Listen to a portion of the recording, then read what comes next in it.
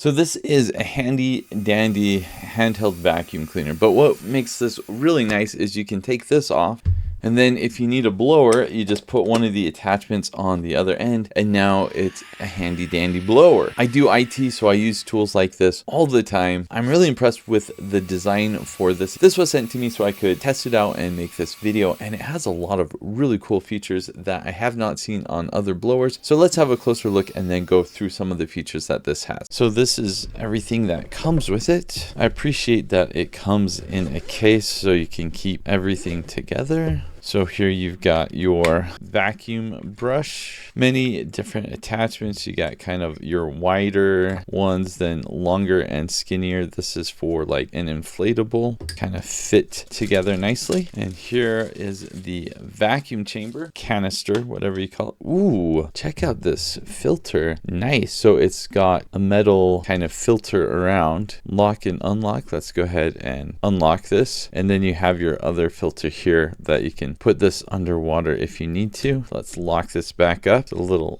door inside with a spring on it. Nice touch. Looking to be very high quality. Even the unwrapping experience. I mean, I typically don't like to show this, but this is quite impressive. Kind of has the design and feel of a small hair dryer. Here's where you charge. It does come with a USB-C charging cable. You've got your on-off button, and then you've got kind of like a volume rocker or speed rocker. I'll press the button once, the green light comes on, so you can see the dust better. Cool. So if you put the attachment on this side, then it works as a vacuum cleaner. If you want to use it as a blower, then you put it on this side and it blows out. So here we've got the blowing attachment. Let's go all the way up to the top speed, and then we'll measure how fast that is. So press and hold. Let's go up all the way. Let's have a look. So we got about 26 miles an hour, 25, 26. Looks like it's in the range of about 25 to 27, 28 is what I was seeing. One of the unique things about this is it does come with a case, so that's really nice that you can keep everything together. And then obviously the fact that it can be either a vacuum or a blower is a really nice touch. There's a lot of devices that are just one or the other. It doesn't need to be that way because the motor's the same. One really unique thing about this is the green light on that. Pretty cool. And then press and hold to turn it on.